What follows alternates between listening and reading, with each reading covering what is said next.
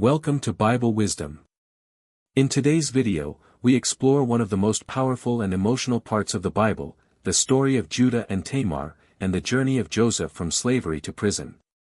These chapters show us that even when people fail, lie, and fall, God's plan never fails. Let's discover the deep lessons of faith, repentance, and divine purpose hidden inside Genesis chapters 38 to 40. At that time, Judah went down from his brothers, and visited a certain Adullamite, whose name was Hira. There, Judah saw the daughter of a certain Canaanite man named Shua. He took her, and went in to her. She conceived, and bore a son, and he named him Er.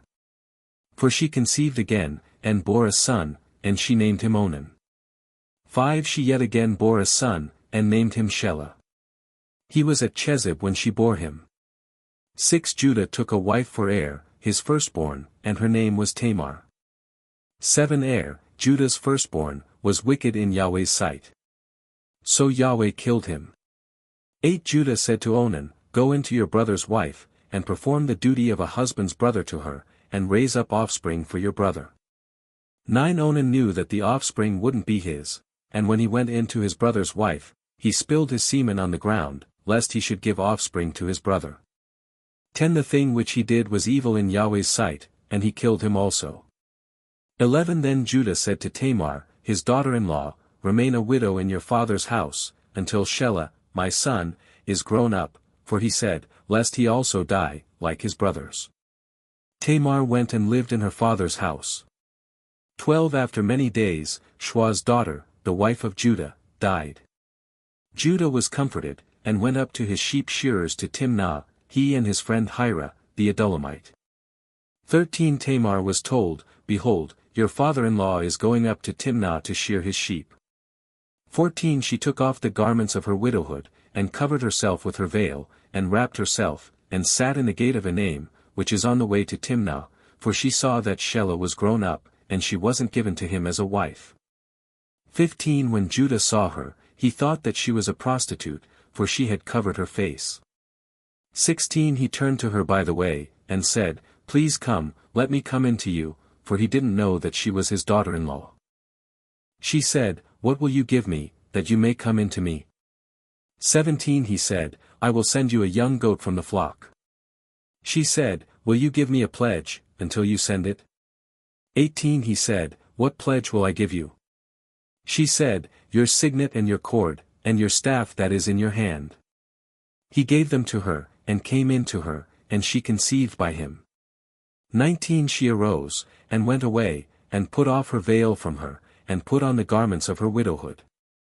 Judah sent the young goat by the hand of his friend, the Adullamite, to receive the pledge from the woman's hand, but he didn't find her. Then he asked the men of her place, saying, "Where is the prostitute, that was at Enaim by the road?" They said, "There has been no prostitute here." He returned to Judah, and said, "I haven't found her," and also the men of the place said, "There has been no prostitute here." Judah said, "Let her keep it, lest we be shamed. Behold, I sent this young goat, and you haven't found her." About 3 months later, Judah was told, "Tamar, your daughter-in-law, has played the prostitute. Moreover, behold, she is with child by prostitution." Judah said, "Bring her out, and let her be burned." When she was brought out, she sent to her father-in-law, saying, "I am with child by the man who owns these." She also said, "Please discern whose these are, the signet, and the cords, and the staff." Judah acknowledged them, and said, "She is more righteous than I, because I didn't give her to Shelah, my son." He knew her again no more. In the time of her travail, behold, twins were in her womb. When she travailed, one put out a hand, and the midwife took and tied a scarlet thread on his hand, saying, "This came out first." As he drew back his hand, behold, his brother came out, and she said, "Why have you made a breach for yourself?" Therefore his name was called Perez. Afterward his brother came out, who had the scarlet thread on his hand, and his name was called. Joseph was brought down to Egypt. Potiphar, an officer of Pharaoh's, the captain of the guard, an Egyptian, bought him from the hand of the Ishmaelites that had brought him down there. 2 Yahweh was with Joseph, and he was a prosperous man. He was in the house of his master the Egyptian. 3 His master saw that Yahweh was with him, and that Yahweh made all that he did prosper in his hand. For Joseph found favor in his sight. He ministered to him, and Potiphar made him overseer over his house, and all that he had he put into his hand. 5 From the time that he made him overseer in his house, and over all that he had, Yahweh blessed the Egyptian's house for Joseph's sake. Yahweh's blessing was on all that he had, in the house and in the field. 6 He left all that he had in Joseph's hand. He didn't concern himself with anything, except for the food which he ate. Joseph was well-built and handsome. 7 After these things, his master's wife set her eyes on Joseph, and she said, "Lie with me." 8 But he refused, and said to his master's wife, "Behold, my master doesn't know what is with me in the house, and he has put all that he has into my hand. 9 No one is greater in this house than I am, and he has not kept back anything from me but you, because you are his wife. How then can I do this great wickedness, and sin against God?" 10 As she spoke to Joseph day by day, he didn't listen to her, to lie by her, or to be with her. 11 About this time, he went into the house to do his work, and there were none of the men of the house inside. 12 She caught him by his garment, saying, "Lie with me." He left his garment in her hand, and ran outside. 13 When she saw that he had left his garment in her hand, and had run outside, 14 She called to the men of her house, and spoke to them, saying, "Behold, he has brought a Hebrew in to us to mock us. He came in to me to lie with me, and I cried with a loud voice." 15 When he heard that I lifted up my voice and cried, he left his garment by me, and ran outside. 16 She laid up his garment by her, until his master came home.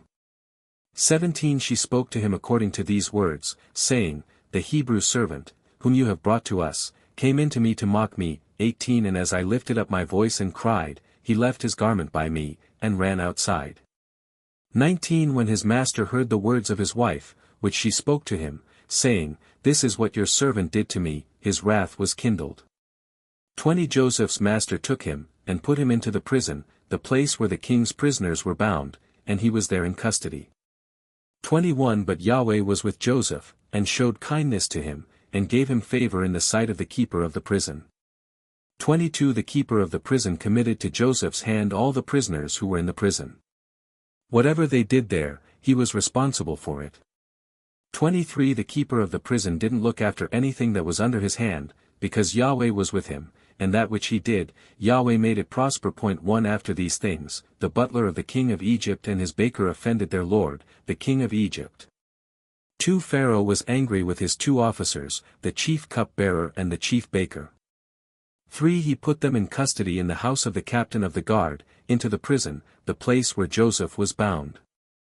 For the captain of the guard assigned them to Joseph, and he took care of them. They stayed in prison many days. 5 They both dreamed a dream, each man his dream, in one night, each man according to the interpretation of his dream, the cupbearer and the baker of the king of Egypt, who were bound in the prison. 6 Joseph came in to them in the morning, and saw them, and saw that they were sad. 7 He asked Pharaoh's officers who were with him in custody in his master's house, saying, "Why do you look so sad today?" 8 They said to him, "We have dreamed a dream, and there is no one who can interpret it." Joseph said to them, "Don't interpretations belong to God? Please tell it to me." 9 The chief cupbearer told his dream to Joseph, and said to him, "In my dream, behold, a vine was in front of me, 10 And in the vine were 3 branches. It was as though it budded, it blossomed, and its clusters produced ripe grapes. 11 Pharaoh's cup was in my hand, and I took the grapes, and pressed them into Pharaoh's cup, and I gave the cup into Pharaoh's hand. 12 Joseph said to him, "This is its interpretation, the 3 branches are 3 days. 13 Within 3 more days, Pharaoh will lift up your head, and restore you to your office. You will give Pharaoh's cup into his hand, the way you did when you were his cupbearer. 14 But remember me when it is well with you. Please show kindness to me, and make mention of me to Pharaoh, and bring me out of this house. 15 For indeed, I was stolen away out of the land of the Hebrews, and here also I have done nothing that they should put me into the dungeon. 16 When the chief baker saw that the interpretation was good, he said to Joseph, I also was in my dream, and behold, 3 baskets of white bread were on my head. 17 In the uppermost basket there were all kinds of baked food for Pharaoh, and the birds ate them out of the basket on my head. Joseph answered, This is its interpretation. The 3 baskets are 3 days. 19 Within 3 more days, Pharaoh will lift up your head from off you, and will hang you on a tree, and the birds will eat your flesh from off you. 20 On the 3rd day, which was Pharaoh's birthday, he made a feast for all his servants, and he lifted up the head of the chief cup-bearer and the head of the chief baker among his servants. 21 He restored the chief cup-bearer to his position again, and he gave the cup into Pharaoh's hand. 22 But he hanged the chief baker, as Joseph had interpreted to them. 23 Yet the chief cup-bearer didn't remember Joseph, but forgot him. If this message touched your heart, please like this video and subscribe to Bible Wisdom for more Bible stories and life-changing lessons. Remember, even when you feel forgotten, God is still working silently for your future. Stay strong in faith, and stay blessed.